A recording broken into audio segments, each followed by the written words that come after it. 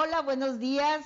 Estamos aquí en Poliedro Cultural desde la página de Público y Privado. El día de hoy tenemos un invitado que me ha maravillado leer su currículum, ¿verdad? Toda una trayectoria en los temas de teoría queer, de performance, de feminismos, de colonialistas, ¿verdad? Que son temas que a las mujeres en especial nos interesan mucho. Además es escritor, poeta, colombiano que está aquí de visita por nuestras tierras y esperemos que se quede aquí. Vimos la presentación de su libro, Blasfemia, nos interesó mucho el título, ¿verdad? Y dijimos, pues hay que traerlo y que esté presente aquí en Poliedro Cultural el maestro Yesid Calderón Rodelo. Pues buenos días, maestro. Buenos días, maestra Enriqueta. Un gusto y mil gracias por la invitación a tu programa y también a compartir y presentar este libro. Muchas gracias.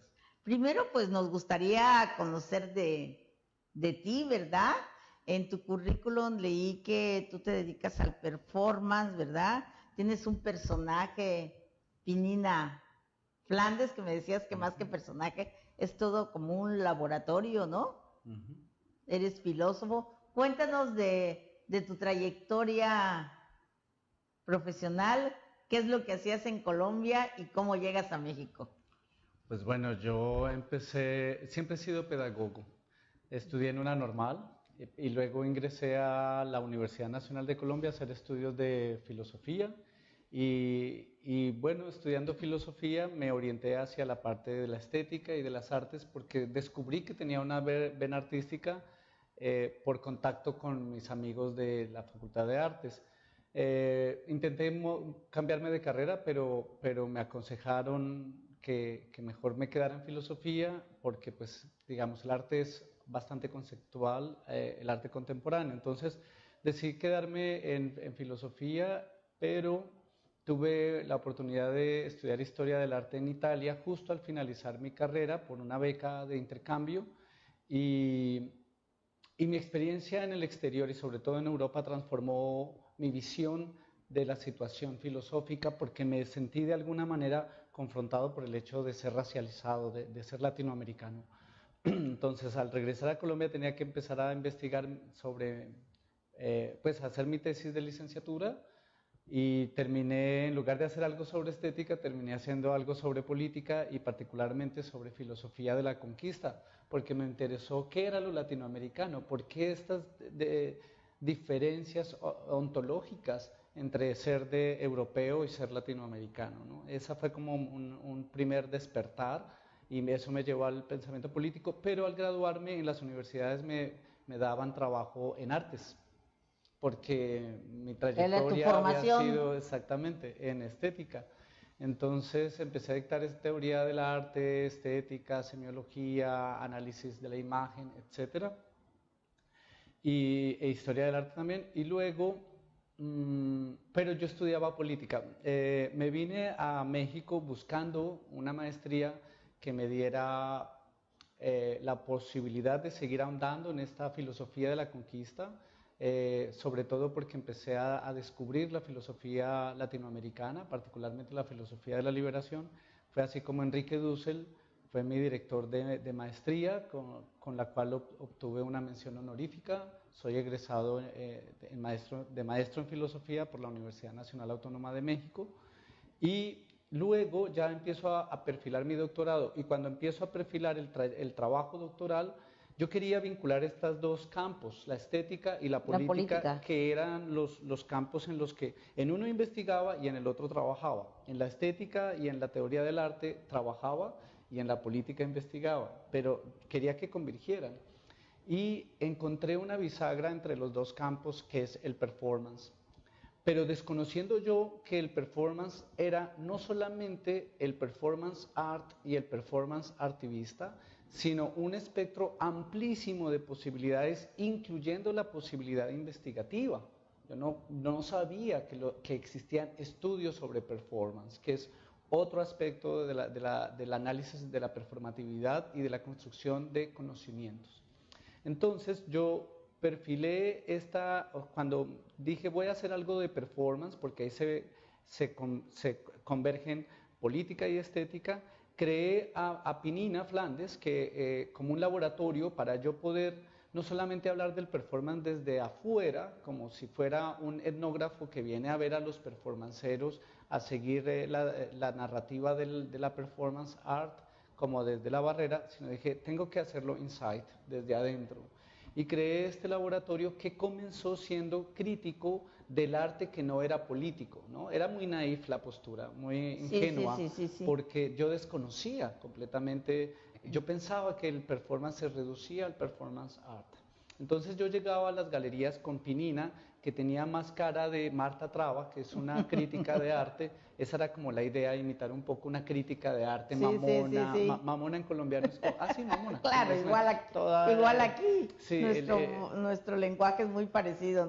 Sí, nos parecemos de hecho mucho. Sí. Y entonces yo llegaba y empecé con una estrategia de choque que fue bastante confrontativa, tanto para las personas como para mí, porque yo cuido mucho a los demás y era muy difícil para mí hacerlo, pero lo hacía. Entonces yo llegaba a las galerías, me hacía llegar hasta donde estaba el curador o el artista, que no hacían arte político, y los confrontaba y les preguntaba, ¿ustedes por qué hacen un arte de espalda a las realidades latinoamericanas? ¿Ustedes por qué no se ocupan de la miseria de la...?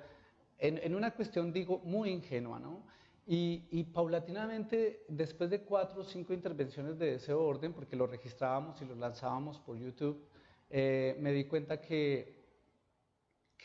yo no tenía la autoridad o ni siquiera, no hay ningún argumento para ir donde otro a confrontar porque trabaja de esa manera. O sea, el otro tiene el derecho a hacer y expresar lo que desee. Claro, yo creo que los dos, ¿no?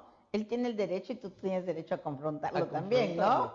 Pero entonces, de repente, esta estrategia de choque a mí no me satisfizo porque me parecía que era un poco violenta, ¿no? Sí. Y la violencia, yo, pues, no sé. Tal vez hubiera podido ser desde el humor, ¿no? Exacto.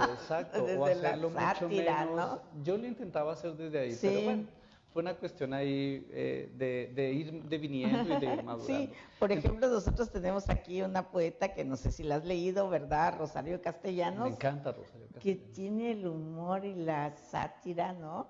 De qué manera se burla, ¿no? De muchas cosas en esa época que ella le ha de haber costado, pues yo creo, enemigos y enemigas, más ¿verdad? Siendo mujer, y más siendo mujer, sí. Y entonces yo creo que el humor es muy importante, ¿no? El humor es político, ¿no? Sí.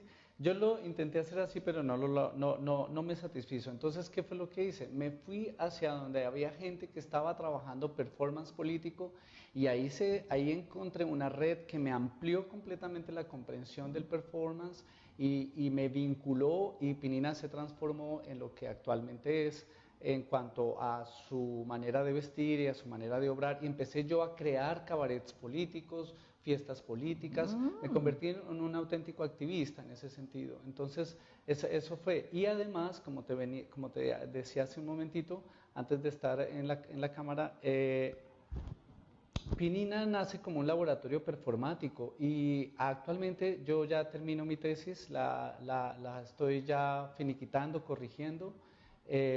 Aspiramos a tener el doctorado muy pronto. Entonces, cuando yo recojo toda esta experiencia y la formalizo en una tesis doctoral, me doy cuenta que Pinina Flandes es todo un laboratorio performático, como nació inicialmente, pero ya consolidado, que me permitió generar un tipo de conocimiento situado, localizado, corpo político y geopolíticamente localizado, y esa ya se convierte como en una propuesta y en una contribución a los estudios latinoamericanos, y creo que eso es como lo enriquecedor.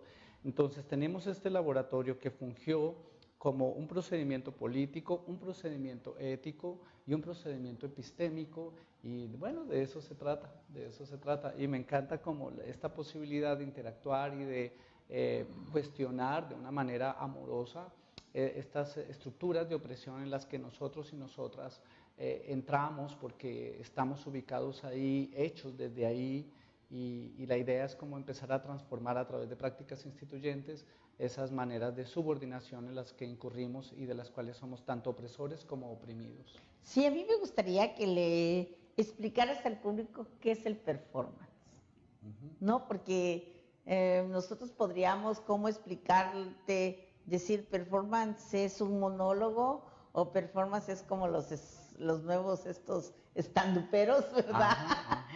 ¿Qué es el performance, verdad? El performance creo que es más fácil definirlo negativamente. El performance no es una técnica artística, el performance no es artivismo político, el performance no es una simple presentación, el performance es una manera de ejecutar una acción con eficacia. Eso sería como una traducción muy fidedigna de la palabra performance. El performance es todo un amplio campo en la que la acción constituye al cuerpo y constituye al sujeto y constituye la realidad. Entonces, digamos que es como algo nuclear en la manera en que nosotros construimos el mundo. Para ser un poquitito más claro, cuando yo obro con una comprensión y un sentido de lo que es el mundo. Yo comprendo el mundo de una determinada manera y obro. Eso es una performance. O sea, cómo yo, a partir de unos valores particulares, comprendo un mundo y me despliego en ese mundo con mi cuerpo actuándolo. Esa es la manera más general de performance, ¿no? Pero el performance se divide en muchísimos, como te digo, tiene un amplio espectro. ¿Sí? Entonces el performance nace en las artes con acciones que intentaban desobjetualizar las prácticas artísticas, porque el arte se reducía a pintura, escultura, las artes tradicionales que creaban objetos. Entonces el dadaísmo, Tristan Tzara y no sé qué otros, empezaron a tratar de desplazar el objeto y plantear el cuerpo como el lugar artístico. Sí, como un instrumento. Como un instrumento. Ahí se asocia un poco al teatro, porque Claro. lo que hace un actor es justamente performar, ¿no? Performativizar, asumir un personaje y actuarlo, ¿no? Hacerlo. Al asumir el personaje, al aprenderse todo un libreto y encarnar un personaje, performativiza, lo realiza en el mundo conforme a un discurso establecido que está en el libreto. Pero el teatro es el teatro sigue representando a un personaje. En cambio, en el performance art se va creando el personaje. Se va creando el personaje está íntimamente ligado al sujeto que es, no hay como esta presentación, enmascaramiento, o más bien representación o enmascaramiento, como encarnar a un otro, sino que es uno mismo deviniendo en un experimento en el que uno rompe los esquemas convencionales del hacer y del actuar, ¿no? Entonces uno se posibilita un discurso. Por ejemplo, Marina Abramovic, hablemos de esta gran performancera, se sienta en una mesa a ver a otro. En una performance duracional de no sé cuántos meses, todos los días iba, se sentaba en una mesa en el museo, en el MoMA de Nueva York, y la gente venía y se sentaba y ella simplemente los miraba. Todo el día dito en un horario de oficina haciendo esa acción, son acciones que rompen con la manera convencional de obrar, ¿no? Uno no va a un museo a presentarse de esa manera, sentado en un estado tan pasivo, pero ella ahí construye una narrativa visual y construye una performance que desde su punto de vista condiciona su cuerpo, transforma su cuerpo y cuestiona la realidad, ¿no?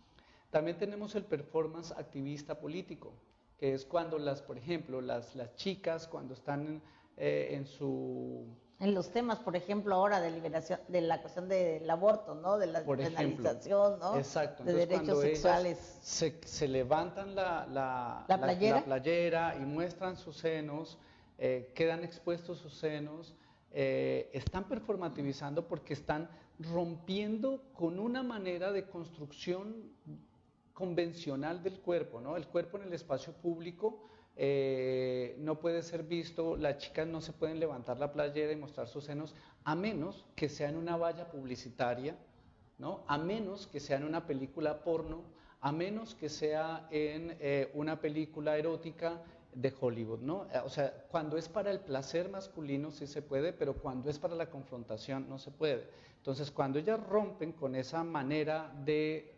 organizar el cuerpo, de distribuirlo en ciertos espacios y de ciertas maneras, entonces ellas al levantarse la playera muestran sus senos y rompen con esa performatividad impuesta y crean algo performático que rompe con lo establecido. Entonces crean un mundo, volvemos a la definición inicial, es entender el mundo de una cierta manera y obrar de esa cierta manera. Claro, y cuando tú dices, ¿no?, de los problemas que has tenido para vincular la estética con la política, creo que tanto en el arte como en la academia, el término política como que les da miedo, ¿verdad? Pero vinculan casi siempre el término política con partidos políticos, y que no es así, ¿no? La política, el hacer política no es necesariamente sinónimo de partidos.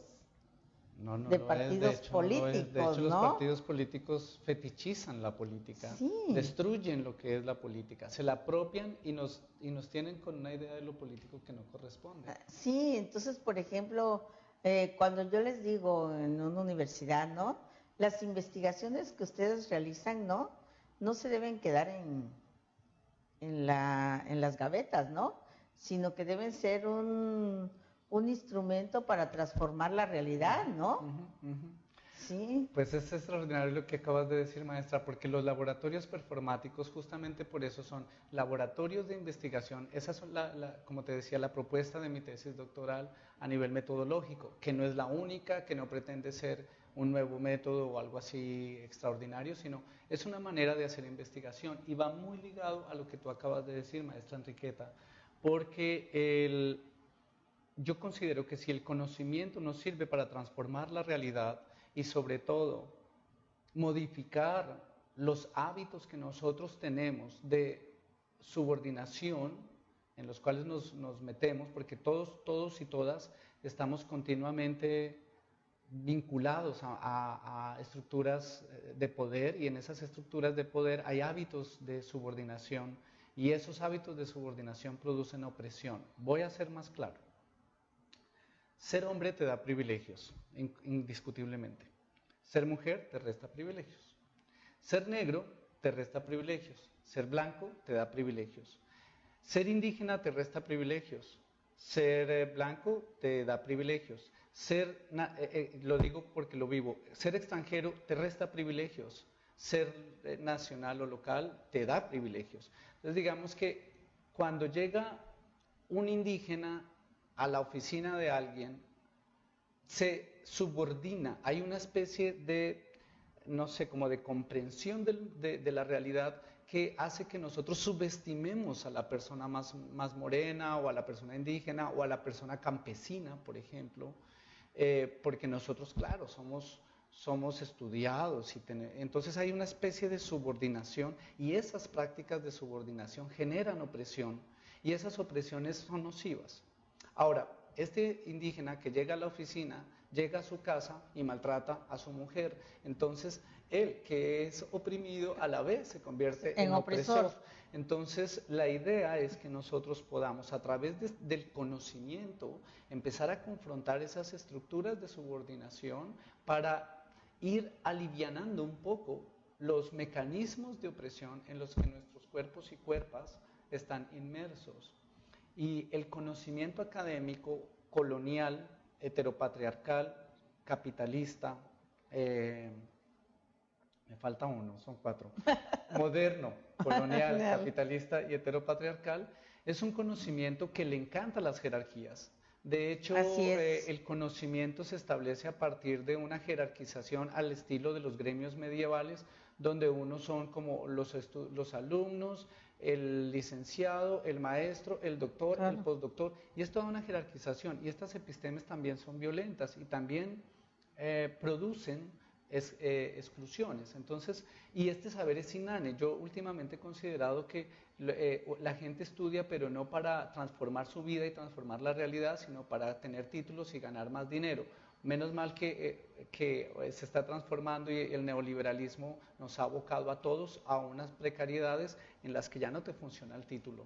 Entonces... Así es, yo tengo aquí amigos con doctorado, ¿verdad? Que te los encuentras de taxistas o haciendo otras funciones, ¿no? Ajá. Porque no les sirve el título. Sí, exacto. Entonces, digamos que lo que tú Nos ha puesto en términos de igualdad. Me parece súper ¿No? importante que la academia se vuelva política.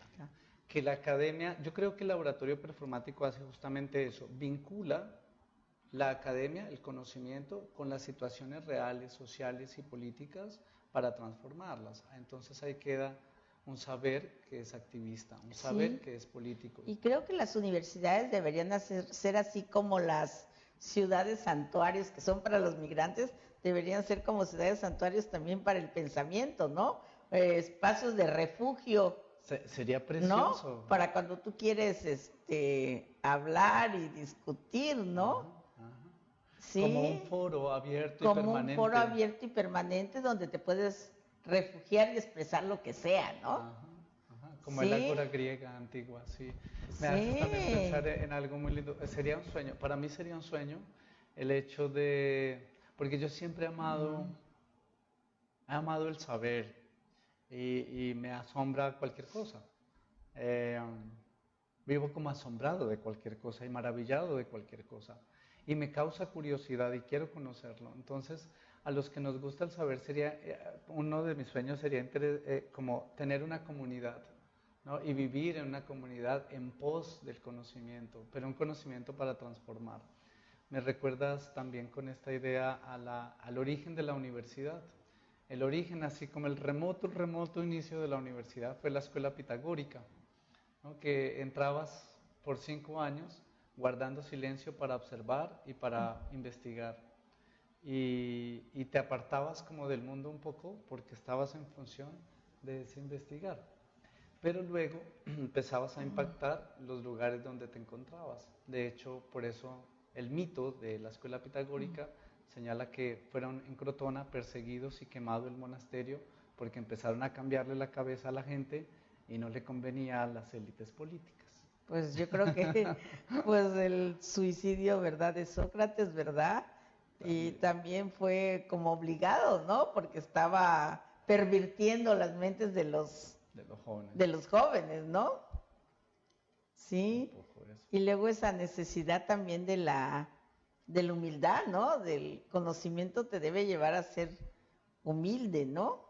A servir, pienso, ¿no? Sí, y a servir, ¿no? Es una herramienta y así como, digamos, alguien te sirve con su labor, digamos, el odontólogo te sirve para que te cuide los dientes. El administrador te sirve para administrar las cosas. Yo creo que los académicos tenemos que servir con humildad, servir, o sea, no ponernos arriba, sino servir y hacer del conocimiento una herramienta emancipatoria. Exacto, ¿verdad? Ya pues está Freire, ¿verdad? Y otros pedagogos, ¿no? Que hablan de la educación, bueno, simplemente el título de su libro, ¿no? Educación como práctica de la libertad, ¿no? Exacto, sí, señora. Sí, y entonces, bueno, yo creo que debemos hablar de tu libro, Blasfemia, Travesías del Corazón Enardecido. Es una serie de poemas, ¿verdad? Lo revisé ahí a ojo de pájaro, como dicen, ¿verdad? Y ¿en qué tiempo, cómo surgen estos poemas? ¿Fueron individuales y luego los pusiste todos en una misma canasta? ¿O desde el principio pensaste en este título? No. Esto es una experiencia, perdón, maestra, esta es una experiencia que surge a partir de un encuentro con un editor y de la experiencia también del laboratorio performático. Yo a través del laboratorio performático empecé como a vivir la vida también del garito como travesti Entonces, en mi travestimiento, con barbas, y así lo bizarro que podría llegar a ser, en esa estética y en esa imagen, me iba a Garibaldi, en Ciudad de México, me iba a los bares donde se ubicaban en ese entonces chicas cisgénero y transgénero y se dedicaban a la prostitución. Yo me hice amigo de ellas e iba a beber con ellas, a platicar con ellas, estaba con ellas en la noche, bailábamos, a mí me encanta bailar como buen colombiano. Así Y es. a partir de ahí también habían como historias y también por las prácticas eróticas en las que uno incursiona, pues el libro es un libro que platica de este ser ambiguo de hombre y de mujer, en la que no hay como una asignación binarista de género en el sentido único, como yo ser hombre o ser mujer. A veces hablo como hombre, a veces hablo como mujer en un poema, en un mismo poema, a veces utilizo mucho el género femenino para hablar de mí mismo, entonces es hablar de mí misma, y en ese sentido es una poesía un poco subversiva, porque rompe, digamos, estos estándares del género. Quisiera leerles uno. Claro que sí. Pero no lo encuentro.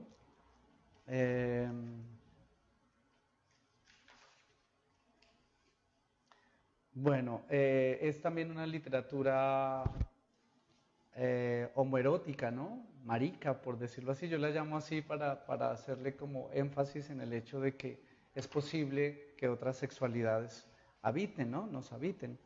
Entonces, a ver, este es un poco simpático. Este se llama Ética Pelética Peluda, es el que les voy a compartir, y es un juego de esdrújulas. Dice así: Ética Pelética Peluda. Camaleónica, ergonómica, politiquera, ácida y desmontadora, peripléjica, perpléjica, universálica, personalística, desidéntica, multiorgásmica, recreativa, poderosa y opiácida, despótica, huelguística, solitaria y en trance, nómada, hortera, gitana, desplazada y madre, lúdica, corrosiva, emergente, inmanente, trascendente, loca, burda, esquelética, barbuda, humanada, esclerótica, erótica, mordida, tecnológica, simpática, astútica y escondida, colérica, velluda, estrambótica, hipercanta, deshecha, estrecha, abierta, aguda, mujer de todas, de nadie más que lésbica, corpórea, hiperbórea, heliotrópica, condensada, desnuda, expuesta, aproximada, ética, pelética, peluda. Entonces, este es un poco simpático. Me recordó algo de lo peluda, ¿no? Cuando hablas de Peñina Flandes, ¿no? Ajá. Y que tú dices ahí que tu cuerpo, aprovechaste tu cuerpo mismo, ¿verdad? Que es muy peludo, ¿no? O que lo era, ¿no? Para crear un personaje. Ajá, como una ruptura con los regímenes visuales, digamos, del transformismo, porque, bueno, yo empecé a hacer transformismo hace 9 años, entonces, justo cuando nace el laboratorio. Entonces, generalmente el transformismo se hace de otra manera, o se hacía, ya hoy en día se ha vuelto más plural y más abierto, pero el transformismo era representar idéntica y fidedignamente e incluso hiperbolizar, exagerar la imagen de la mujer. ¿Sí? En mi caso yo no pretendía eso, pretendía era ser un hombre travestido, o sea, un hombre claramente travestido. Claro. Entonces, claro, los pelos han funcionado muy bien en esa ruptura de un régimen visual, en cuanto que es una mujer con pelos y con barba, o parece una mujer, es como un mamarracho. Yo me acuerdo de las ferias de niña, ¿no? Antes en las ferias venía así, que la mujer peluda, ¿no? Total. ¿No? Recuerdo, ¿no? Y que se había vuelto así por castigo, la mujer que se había vuelto serpiente porque la habían castigado, ajá, Dios o X, ajá, ¿verdad? Que porque se había portado mal de niña, y entonces ahí tenías la cabeza de la mujer, ¿no? Como en una especie de juego de espejos, ¿no? Ajá. Con todo el cuerpo de serpiente, ajá, o de algún animal más, ¿verdad? como un monstruo. Como un monstruo, ¿no? Creo que ahí se ubica mucho esto. Sí. Hablando de una gran feminista que es Rosy Braidotti, ella habla de lo monstruoso.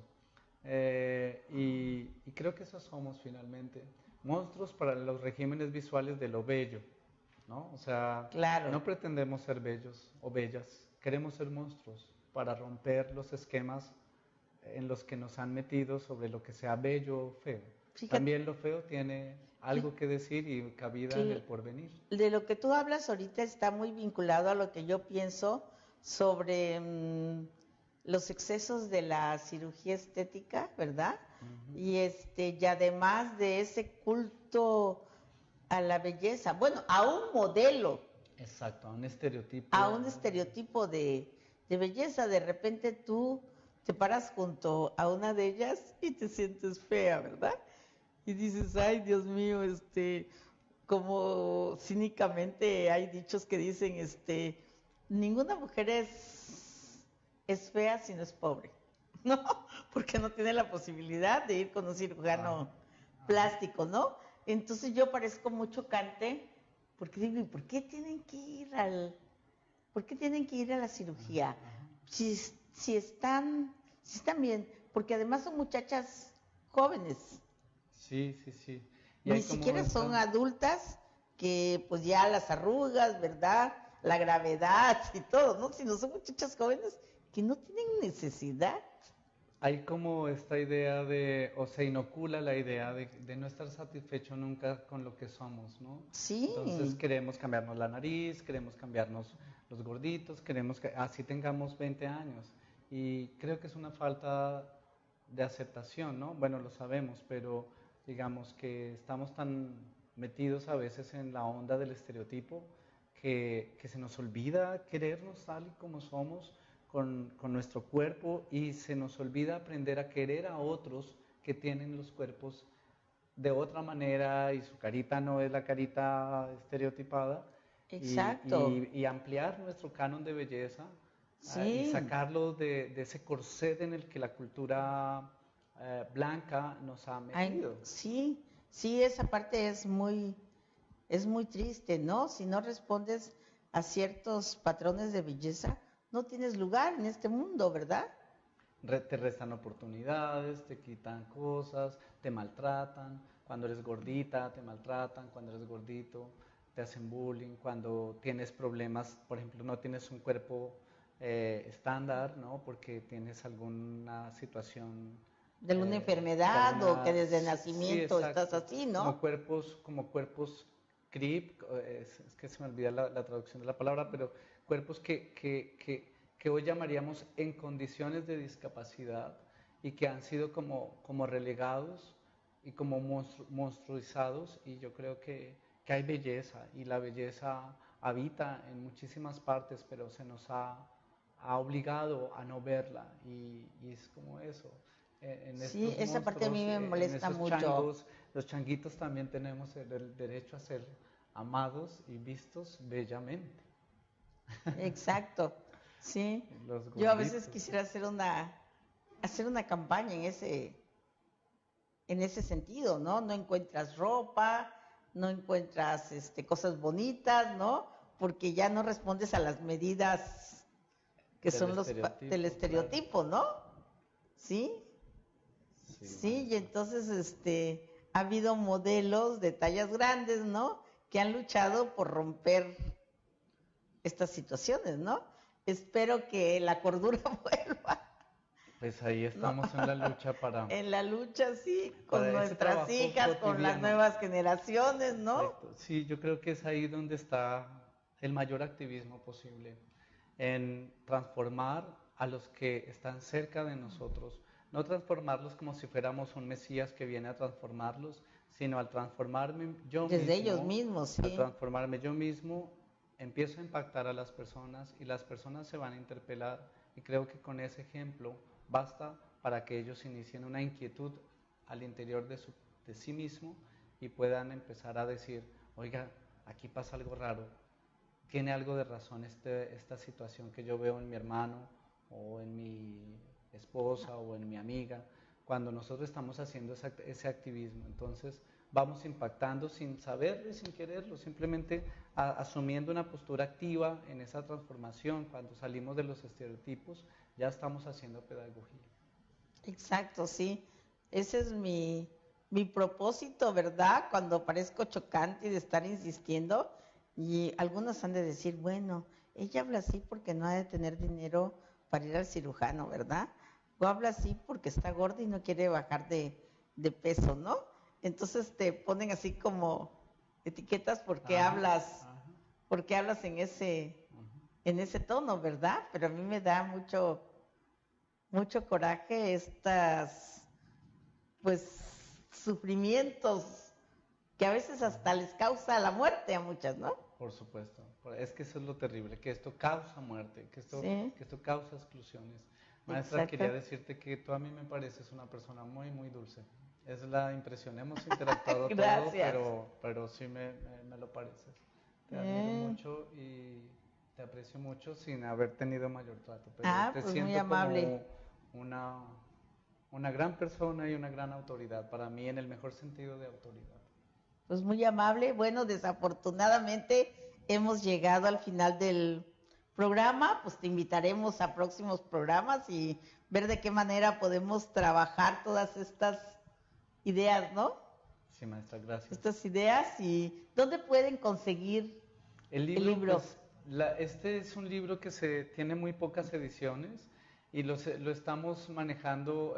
Me pueden escribir, voy a dejar algunos acá, pero aún no sabemos, porque no nos gusta dejarlo como en librerías, porque en ocasiones se queda ahí, ¿no? Claro. Entonces nos gusta más llevarlos como a las presentaciones. Ahorita hay varios proyectos, voy a Guadalajara esta semana, después voy a Costa Rica y después voy a seguir viajando a varias universidades haciendo seminarios y conferencias, y ahí es donde aprovechamos para venderlo. Para la venta, pero si a alguien le interesa, de verdad que es un buen texto porque es una poesía alternativa, puede escribir a mi correo, que es un poquito difícil, es Yesid, pero Yesid se escribe con C, yesid.rodelo, lo deletreo, YECID.RODELO@gmail.com, yesid.rodelo@gmail.com.